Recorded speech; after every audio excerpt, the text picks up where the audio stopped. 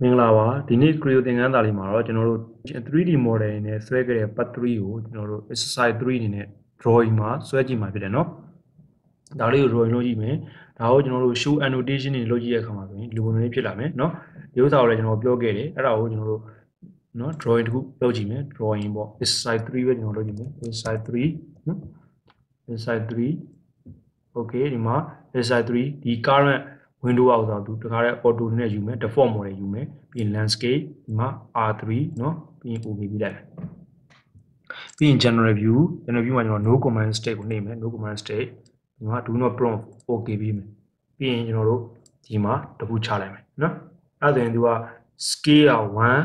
1:1 ဖြစ်နေတယ်အဲ့ဒါကိုကျွန်တော် custom scale ကို 0.5 လောက်ထားလိုက်မယ် OK မယ် apply မယ်ဒါသေးသွားလို့ခံစားရတယ်အဲ့ဒါဆိုရင် 0.7 လောက်ထားလိုက်မယ်ဒီမှာဆိုရင်အဲ့ဒါ original view ထားလိုက်မယ်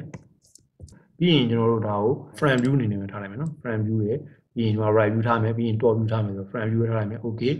ပြီးရင် view display ကိုကျွန်တော်တို့ hidden နဲ့ထားမယ်ဒီဟာကို none နဲ့ထားမယ် apply လိုက်မယ် okay လိုက်မယ်ထပ်သီးနေတယ်လို့ခံစားရတယ်အဲ့ဒါဆိုရင် scale မှာ 0.8 ပေါ့နော် point apply okay အဲ့လို 1:1 ဆိုရင်တော့ scale ဆိုရင်တော့ 1 ပြလိုက်မယ် apply okay 1 လောက်ပဲထားလိုက်မယ်နော်1လောက်ထားကြည့်လိုက်မယ်ပြီးရင်ကျွန်တော်တို့ဒါကိုကျွန်တော်တို့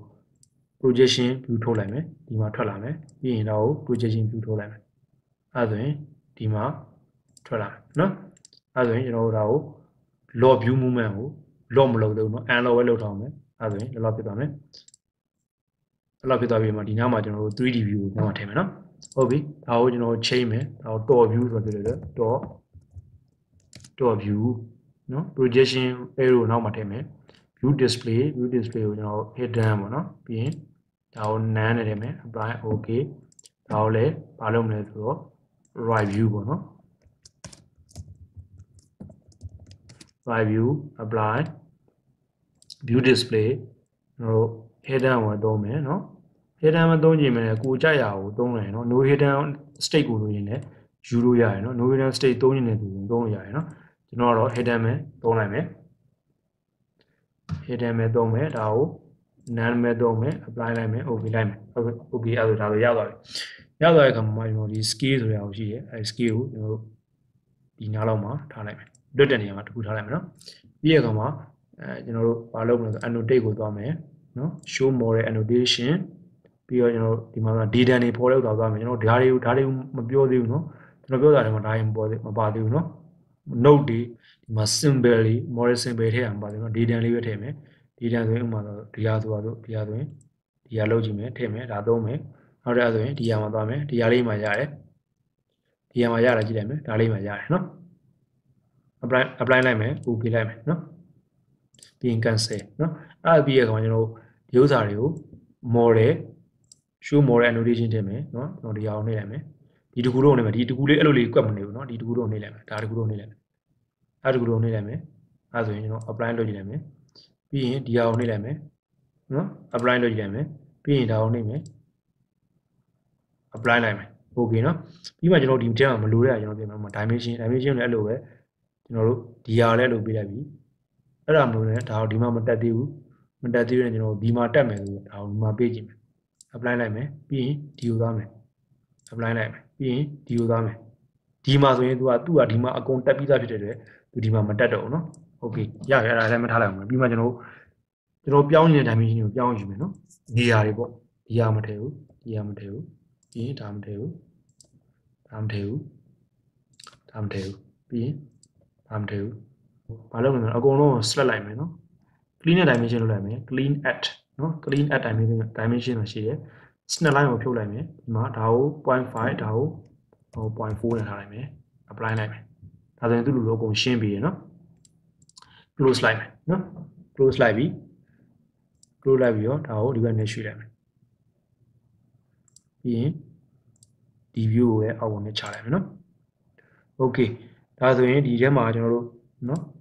ဒီဟာမလိုဘူး0ဒါကြီးမလိုဘူးပြီးရင်ဒါလည်းမလိုဘူးဖြစ်လိုက်မယ်ဒါကိုကျွန်တော်နောက်ထားလိုက်မယ်ဒါကိုဒီဘက်ကိုပြန်ရွှေ့လိုက်မယ်ကိုကြိုက်တဲ့အနေထားထားလို့ရတယ်နော်ဒီဥစ္စာတွေကိုကျွန်တော်ဆိုပါတော့ဒါကိုကျွန်တော်ဒီအောက်မှာထားလိုက်မယ်အဲဒါဆိုရင်ဒီပုံတွေအနေထားဒါတွေအကြမ်းမြင်ရပါပြီဒီပုံကိုသွားကြည့်မယ် အဲ့ diameter ဥစ္စာကကျွန်တော်ဘယ်ဟာကိုပြောနေရလဲဆိုတော့ကျွန်တော်ဒီဥစ္စာကိုမသိကြဘူးဆိုရင်ဒီမှာကျွန်တော်တက်ကြည့်လိုက်မယ်အဲ့ဆိုရင်သူကဘယ်ဟာကိုပြောနေဆိုတော့ဒါကိုပြောနေလေအဲ့ဒါယူဆိုတော့ dimension နဲ့ယူထားတယ် dimension နဲ့ယူဥစ္စာကိုဒီပုံလေးမရှင်းဘူးဆိုရင်ကျွန်တော်ဒီမှာပြသလိုက်မယ် general view တခုထည့်လိုက်မယ်ကျွန်တော်တို့ 1:1 မယ် 1:1 apply ပြီးတော့ view display ကိုကျွန်တော်တို့ဒါနဲ့ထားလိုက်မယ်apply ဒီမှာကျကျွန်တော် default နဲ့ပဲထားလိုက်မယ် apply okay ပေါ့နော်ဥပမာတော့ဒီဟာကိုကြည့်ပြီးတော့ထားလိုက်မယ်နော်အဲ့ဆိုရင်ကျွန်တော်ဒီဥစ္စာကိုပြောလို့ဆိုတာဒီမှာတော့ dimension နဲ့ပြတယ်ဒီ dimension ကျွန်တော်မလို့ချင်ဘူးအဲ့ဆိုဖြတ်လိုက်မယ်နော်ဖြတ်ပြီးမှကျွန်တော်အဲ့ဒါကိုတက်ထည့်လိုက်မယ်နော်အဲ့တော့ control နှိပ်လိုက်မယ်နော်ချလိုက်မယ်နော်ဒီတွဲဆိုတဲ့ဟာရှိနေတယ်အဲ့ဒါကိုကျွန်တော်တွဲဆိုတဲ့ဟာကိုဒီပေမှာချကြည့်အဲ့ဆိုရင်ဒီမှာပေါ်လာပြီနော်ကျွန်တော်လိုချင်တဲ့ဥစ္စာမှာလာချရရတယ်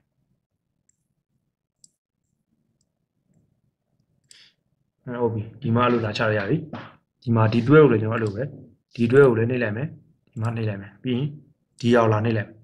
အဲ့ဆိုရင်ဒီမှာနှစ်ခုထပ်သွားပြီအဲ့ဆိုရင်ဒီဥစ္စာကိုမလိုရသောဖြစ်တယ်ဒါကိုဖြတ်လိုက်မယ်ဒီမှာလည်းနှစ်ခုထပ်နေတယ်နှစ်ခုထပ်နေရင်တစ်ခုကိုကျွန်တော်ဖြတ်လိုက်မယ်တစ်ခုဖြတ်လိုက်မယ်နော်အဲ့ဥစ္စာကိုလည်းဆိုပါစို့ဒီနားနဲ့ဒီနားနဲ့အဲ့လိုပြီးတော့မပြေကြဘူးဆိုရင်ဒါကိုနှိပ်လိုက်မယ်နှိပ်ပြီးကျွန်တော်ဒီမှာတက်ကြည့်လိုက်မယ်အဲ့ဆိုဒီမှာပေါ်ရယ်နော်ဒီမှာပေါ်တယ်အဲ့တော့ဒီနားဟာဘူးသိနေအဲ့တော့ဒီမှာထားလိုက်မယ်နောက်ပြီးတော့ဗာရှိသေးလဲဆိုတော့ဒီမှာဓာကြီးလည်းရှိတယ်အဲ့100ဆိုတဲ့ဓာကြီးကဘယ်ဟာကိုပြောရတယ်ဆိုတော့ဒီမှာတက်ကြည့်လိုက်မယ်အဲ့ဆိုဒီမှာ100ဒီမှာပေါ်လာရင်နော်ဒီမှာပေါ်လာရင်โอเคနော်အဆင်ပြေသွားပြီနောက်ပြီးတော့ဒီမှာဒါကို18ဆိုတာရှိတယ်အဲ့18ဆိုတာက18ဆိုတဲ့ဟာဆိုဘယ်ဟာကိုပြောနေတာဒါကိုလည်းမသိကြဘူးဆိုရင်တို့ဒီမှာထောက်ကြည့်လိုက်မယ်နော်အဲ့ဆိုရင်သိကြသွားပြီဒါလေးဖြစ်တယ်နော်ပြီးတော့ဒီ diameter ကိုတက်တဲ့ဥစ္စာတွေမှာနှစ်ခုဖြစ်နေကျွန်တော်တစ်ခုပဲယူမယ်တစ်ခုကိုဖြတ်လိုက်မယ်နော်တစ်ခုပဲယူမယ်တစ်ခုကိုယူမယ်ယူတော့မှကျွန်တော်တို့ဒါကိုပြောင်းလိုက်မယ်ဒီတိုင်းစင်ပြေဆိုရင်ဒီဟာထားလိုက်မယ်ပြီးတော့ဒီဟာရှိအောင်မယ်အဲ့ဒါကိုလည်းကျွန်တော်ရွှေ့လိုက်မယ်အဲ့ဒါကိုဒီလိုထားမယ်အဲ့ဒါကိုဒီမှာထပ်ပြီးတော့ over ဒီပဲ change နေလို့ဒါကို change လိုက်မယ်နော်အဲ့တော့ဓာကြီးကလိုတာဓာကြီးမလိုဓာကြီးကျွန်တော်မထည့်တော့နော်အဲ့မလိုတော့မထည့်ဘူးအဲ့တော့ဒီ diameter တွဲဆိုတဲ့ဥစ္စာလည်းတစ်ခုပဲထည့်မယ် diameter တွဲတစ်ခုထည့်တော့မှဒီလိုပုံစံနဲ့ထည့်အဲ့လိုပုံစံနဲ့ထည့်မယ်နော်ဒါဆိုရင်တော်တော်လေးလည်းရှင်းသွားပြီနော်အဲ့ဒါမှကျွန်တော်ဓာတွေကိုဒီဘက်ကိုအကုန်ရွှေ့လိုက်မယ်နော်အဲ့ဒီဘက်အကုန်ရွှေ့လိုက်မယ်ရှင်းသွားအောင်လည်းဒီဘက်မှာမရောအောင်လို့ပေါ့နော်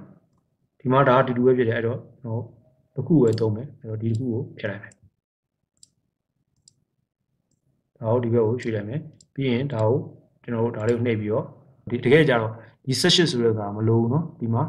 36ဖြစ်တာဖြစ်တယ်ဒီဥစ္စာရဲ့ dimension ရှိပြီအဲ့ဒါကိုမလိုတော့မထည့်တော့ဘူးနော်နောက်ပြီးတော့ဒီဥစ္စာကိုလည်းကျွန်တော်လောက်လေးပဲထားမယ်ဒါကိုလည်းလောက်လေးပဲထားမယ်နော်ဒီဟာလေးလည်းလို့ပဲကျွန်တော်သက်ရထပ်ဖြစ်သွားအောင်နော်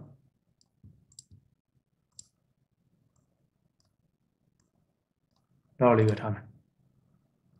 ဒီကအသာယူလည်းကျွန်တော်အပြင်းကြီးမထုတ်တော့ဘူးအတွင်းစဝိုင်းထဲမှာထားလိုက်မယ်နော်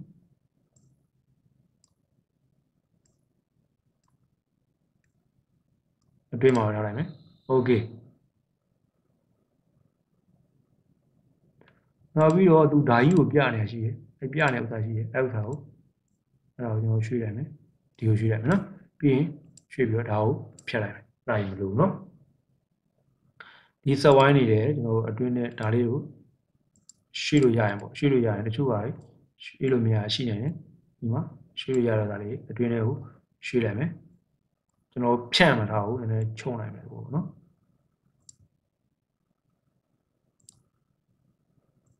အဲ့ဒါအထည့်ထည့်လိုက်မယ်အဲ့လေးအထည့်ထည့်လိုက်မယ်ဒါပုံလေးကစိတ်ရှိလက်ရှိနဲ့ကိုပြင်နိုင်လို့ရတယ်နော်ကိုပြင်နိုင်လို့ရတယ်ကိုစိတ်ကြိုက်ကိုပြင်ပေါ့လေနော်ကိုစိတ်ကြိုက်ကိုပြင်ပေါ့ပြီးရဲ့အခါမှာအကုန်လုံးကိုကျွန်တော်ဒါကို cleaner dimension ပြန်လုပ်ကြည့်မယ် cleaner dimension နော် apply လို့နော် close လိုက်မယ်နော်သူကဆိုရင်ဒါတွေကို cleaner dimension ဆိုသူ့လိုဒါတွေအကုန်လုပ်ပြီး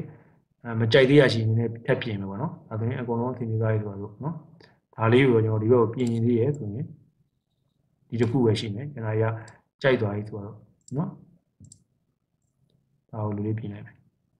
ပြီးရင်မှဒါကိုကျွန်တော်ဒီဘက်ကိုရွှေ့လိုက်မယ်โอเค အဲ့ဆိုရင်ဒီပုံကိုကျွန်တော်တို့အကုန်လုံးအဆင်ပြေသွားပြီလို့ယူဆရနော် save as ဘာနဲ့ save မယ်ကျွန်တော် PDF နဲ့ save မယ် PDF နော် option မှာဆိုရင် grayscale ကိုကျွန်တော်ထားမယ်နော် color နဲ့မသုံးတော့ grayscale ပဲသုံးမယ်နော်ပြီးမှာ line cap မှာ round ထားမယ် line join မှာ round ထားမယ်အကုန်လုံးတော့ Adobe PDF အတွက် Adobe Acrobat တော့အကုန်လုံးရှိမယ်လို့ထင်ပါတယ်နော်အဲ့မရှိရဆိုရင်တော့ဒီမှာ open file မှာဒါလေးကိုဖြုတ်ခဲ့နော်အဲ့ဆိုရင် OK လိုက်မယ် OK မယ်နောက်တစ်ချိန် OK ထပ်ပေးမယ်အဲ့ဆိုရင်ခဏစောင့်လိုက်မယ်ဒီမှာ PDF file နဲ့သူ create လုပ်နေမှာနော်အဲ့ဆိုရင်ဒါ PDF file နဲ့အဆင်ပြေသွားပြီနော်ဒီမှာ quality တွေသူကဒီမှာ line တွေကိုကြည့်တယ်ပြတ်သလိုဆိုရင် line တွေက quality ကတအားကောင်းတယ်နော် Okay အဲ့ဆိုရင်တော့ဒီနေ့ပြောခဲ့တဲ့ဒီ exercise 3အနေနဲ့ပေါ့နော် drawing 3 mode exercise 3ကိုကျွန်တော် drawing အနေနဲ့ပြန်ထုတ်တဲ့ဥစ္စာလေးကိုနားလည်လိမ့်မယ်လို့ထင်ပါတယ်နော်ကြည့်ရှုပြီးတဲ့အတွက်အားလုံးကိုကျေးဇူးတင်ပါတယ်